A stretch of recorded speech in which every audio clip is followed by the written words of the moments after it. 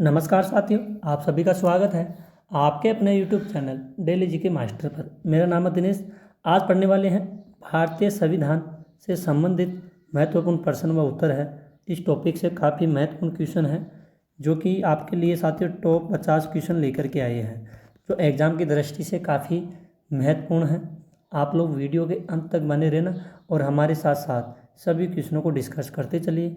अगर आपको किसी भी क्वेश्चन का आंसर पता है तो साथियों आप लोग उस क्वेश्चन का आंसर कमेंट बॉक्स में दे सकते हैं। अगर आपको पीडीएफ फाइल चाहिए तो टेलीग्राम का लिंक डिस्क्रिप्शन में दे दिया जाएगा। आप लोग टेलीग्राम में ज्वाइन कर लेना, आपको पीडीएफ फाइल वहाँ पे मिल जाएगी और वीडियो क्लास भी मिल जाएगी। साथियों, रेलवे एग्ज़ाम हो गई, एनटीपीसी एग्ज़ाम है या फिर एसएससी जीडी जैसे एग्ज़ामों में इस टॉपिक से क्वेश्चन काफ़ी महत्वपूर्ण साबित होते हैं और काफ़ी बार पूछे गए हैं। तो इसीलिए इस टॉपिक से क्वेश्चन लेकर के आए हैं। आप लोग वीडियो के अंत तक बने रहना। शुरू करते हैं पहले क्वेश्चन से। विश्व का सबसे बड़ा लिखित एवं सर्वाधिक व्यापक संविधान किस देश का है? तो सर्वाधिक बड़ा लिखित व सर्वाधिक व्यापक संविधान है किसका है? ब्रिटेन का। किस देश का है? ब्रिटेन देश का। इम्पोर्टेंट क्वेश्चन है, ध्यान में रखिएगा और इसका ए राइट आंसर हो जाएगा। अगला क्वेश्चन है, भारतीय संविधान कैसा है? तो साथियों, भारतीय संविधान है ये अत्यंत कठोर एवं अत्यंत लचीला है, यानी कि इसका डी राइट आंसर हो जाएगा। ध्यान में रखिएगा, काफ़ी इम्पोर्टेंट क्वेश्चन है सारे के सारे। भारत का संविधान किस प्रकार का है? तो साथियों, भारत का संविधान है नम्य व अनम्य दोनों प्रकार का है। कौन कौन से हैं? नम्य प्लस अनम्य। ध्यान में रखिएगा, इम्पोर्टेंट क्वेश्चन है और इसका सी राइट आंसर हो जाएगा। अगला क्वेश्चन है, भारत के किस संविधान में भारत को क्या माना जाता है? भारत के संविधान में भारत को माना जाता है, ये माना जाता है क्या? राज्यों का एक यूनियन। क्या माना जाता है? राज्यों का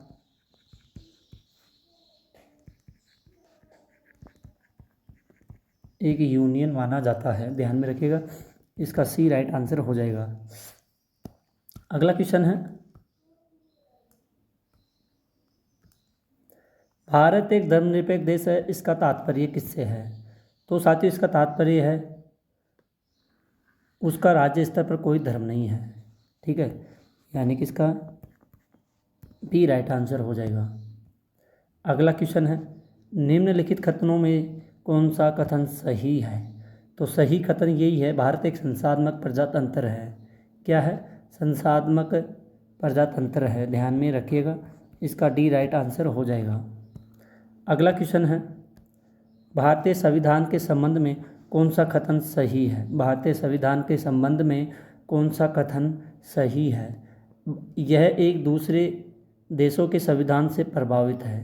एक दूसरे देशों से संविधान है भारतीय संविधान। ध्यान में रखिएगा।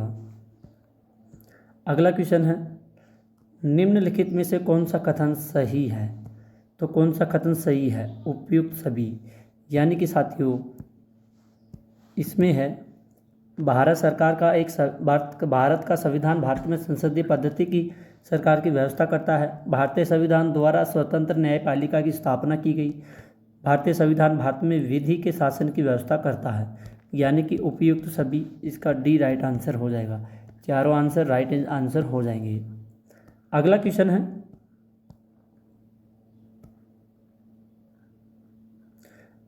है, निम्नलिखित में कौन सा कथन सही नहीं है?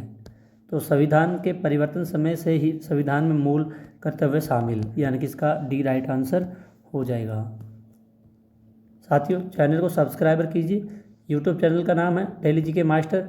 अगर आप लोग इस चैनल को यूट्यूब पर भी सर्च करोगे तो डेली जीके मास्टर नाम डालिए, सबसे पहले फर्स्ट नंबर पे अपना दोनों चैनल आएंगे, फर्स्ट और सेकंड, तो सब्सक्राइबर ज़रूर कर लीजिएगा। निम्नलिखित में से कौन सा कथन सही है? तो कौन सा कथन सही है? भारतीय संविधान में कई विदेशी संविधान के तत्वों का समावेश किया गया है। भारतीय संविधान एकल नागरिकता का प्रावधान करता है। भारतीय संविधान वयस्क मताधिकारियों की व्यवस्था करता है। यानी कि साथियों, इसका डी राइट आंसर हो जाएगा। तीनों चारों राइट आंसर हो जाएंगे। अगला क्वेश्चन है, भारत का संविधान है कठोर, कम लचीला व अधिक है। ध्यान में रखिएगा, इसका सी राइट आंसर हो जाएगा। अगला क्वेश्चन है, भारतीय संविधान का स्वरूप किस प्रकार का है। तो भारतीय संविधान का स्वरूप ये संरचना में संघात्मक, भावना में एकात्मक है, यानी कि इसका सी राइट आंसर हो जाएगा। अगला क्वेश्चन है साथियों, भारतीय संविधान भावना में एकात्मक है क्योंकि साथियों केवल संसद को संवैधानिक संशोधन प्रक्रिया आरंभ करने का अधिकार है। कुछ स्थितियों में संसद को राज्य के लिए कानून बनाने का अधिकार है, अखिल भारतीय सेवाओं के कारण, यानी कि इसका डी राइट आंसर हो जाएगा। भारतीय संविधान के संदर्भ में कहा जाता है वकीलों का स्वर्ग है। किसका स्वर्ग है? भारतीय संविधान में वकीलों का स्वर्ग है।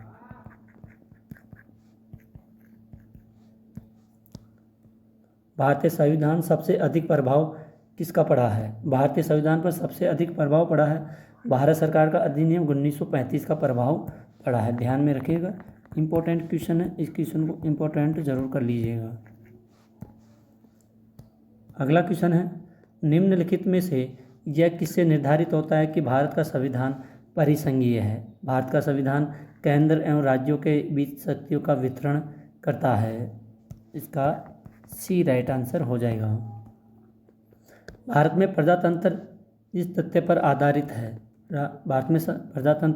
इस तथ्य पर आधारित है कि जनता से सरकारों को चुनने तथा बदलने का अधिकार प्राप्त है। ध्यान में रखिएगा, इसका सी राइट आंसर हो जाएगा।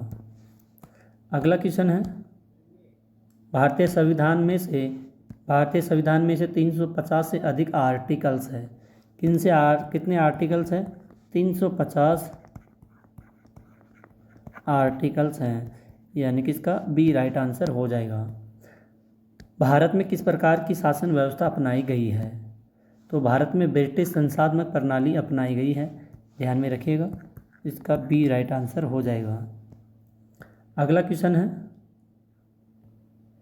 भारतीय राजनीतिक व्यवस्था में इनमें से कौन सर्वोच्च है? तो संविधान सबसे पहले सर्वोच्च होता है। ध्यान में रखिएगा, इम्पोर्टेंट क्वेश्चन है। अगला क्वेश्चन है, भारतीय संविधान के वैध होने का क्या कारण है? भारतीय संविधान है, इसका वैध होने का कारण है इसमें संघ तथा राज्य दोनों सरकारों का संविधान है। अगला क्वेश्चन है, भारतीय संविधान का अभिभावक कौन है? सर्वोच्च न्यायालय। कौन सा है? सर्वोच्च न्यायालय भारतीय संविधान का अभिभावक है। इम्पोर्टेंट क्वेश्चन है, ध्यान में रखिएगा। अगला क्वेश्चन है, भारत में वयस्क मताधिकार की उम्र सीमा क्या है? उम्र सीमा रखी गई है 18 वर्ष।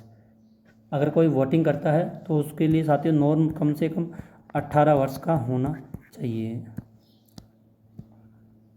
भारतीय संघीय व्यवस्था की एक विशेषता है जो कि संविधान की सर्वोच्चता है। भारत के संविधान में संघीय शब्द की जगह किन शब्दों का स्थान दिया गया है? तो शब्दों का स्थान दिया गया है राज्यों का संघ। किसका स्थान दिया गया है? राज्यों का संघ। अगला क्वेश्चन है, भारतीय संविधान में कितनी सूचियां शामिल है? तो इसमें 3 सूचियां शामिल है संविधान में। भारत का संविधान अपना प्राधिकार किससे प्राप्त करता है? तो ये प्राप्त करता है भारत की जनता से। किससे करता है? भारत की जनता से प्राप्त करता है। अगला क्वेश्चन है, भारत में वेद प्रभुसत्ता किसमें निहित है? तो भारत की वेद व प्रभुसत्ता संविधान में निहित है। किसमें निहित है? संविधान में। अगर साथियों आपको अपने डीके सर की वीडियो क्वालिटी कंटेंट पसंद आई है तो प्लीज़ साथियों चैनल को सब्सक्राइब कीजिए और बेल आइकन को ऑन कर दीजिए। डेली करंट अफेयर्स के लिए और डेली हिस्ट्री, ज्योग्राफी या सभ्यता के प्राचीन सभ्यता के इस टॉपिक से रिलेटेड क्वेश्चनों को पढ़ने के लिए हमारे चैनल को सब्सक्राइब जरूर कीजिए। हम डेली क्लासेस लेकर के आते हैं, वो भी एग्जाम की दृष्टि से। भारतीय संविधान की संरचना किस प्रकार की है? कुछ एकात्मक और कुछ कठोर है। भारत के संविधान के अधीन निम्नलिखित कथनों में से कौन सा कथन सही है? तो साथियों इसमें से कथन सही है 1, 2, 3। कौन सा कथन सही है? संविधान सर्वोच्च है, संघ तथा राज्य सरकारों के बीच शक्तियों का स्पष्ट विभाजन, संविधान के संशोधन के लिए विहित प्रक्रिया का अनुसरण करना। यानी कि 1, 2 व 3 राइट हो जाएंगे। लिखित संविधान की अवधारणा ने सर्वप्रथम कहाँ जन्म लिया है? तो फ्रांस में सबसे पहले जन्म लिया गया है लिखित संविधान की अवधारणा ने। निम्नलिखित में से कौन सा एक भारतीय संविधान का दर्शन नहीं है? तो साम्यवादी राज्य का दर्शन नहीं है। किसका? साम्यवादी का।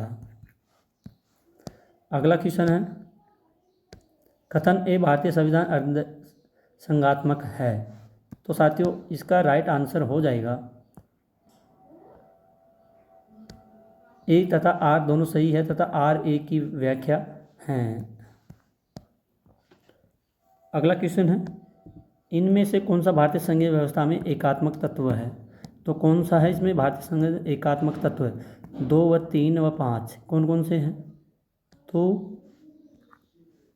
3 व 5 यानी कि राज्यपालों की नियुक्ति, राज्यसभा में असमानता प्रतिनिधि, अखिल भारतीय सेवाएं। इसमें 2, 3 व 5 इसके आंसर हो जाएंगे। भारत में राजनीतिक व्यवस्था के मूलभूत लक्षण क्या है? मूलभूत लक्षण है साथियों इसके, यह एक लोकतांत्रिक गणतंत्र है, इसमें संसदात्मक रूप की सरकार है, सर्वोच्च सत्ता भारत की जनता में निहित है। यानी कि 1, 2 व 3 इसके राइट आंसर हो जाएंगे। अगला क्वेश्चन है, निम्नलिखित में से कौन सी विशेषता भारतीय संघ और अमेरिकी संघ दोनों में साझी गई है? तो ये साझी गई है साथियों संविधान की व्याख्या के लिए संघीय उच्चतम न्यायालय। यानी कि इसका डी राइट आंसर हो जाएगा। अगला क्वेश्चन है, निम्नलिखित में से कौन भारतीय राज्य व्यवस्था में सर्वोच्च है? भारतीय राज्य व्यवस्था में कौन सर्वोच्च है? संविधान। ध्यान में रखिए, काफ़ी महत्वपूर्ण क्वेश्चन है। भारतीय संविधान का आप किस प्रकार का वर्णन करेंगे?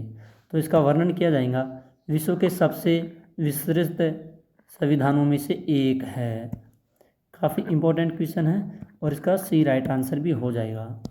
अगला क्वेश्चन है, किसने कहा है भारत एक अर्ध संघात्मक राज्य है? किसने कहा है? केसी वीयर ने कहा है। ध्यान में रखिएगा, इम्पोर्टेंट क्वेश्चन है। अगला क्वेश्चन है, भारत का संविधान मान्यता प्रदान करता है किसके? धार्मिक एवं भाषाई अल्पसंख्यकों की। इसका सी राइट आंसर हो जाएगा।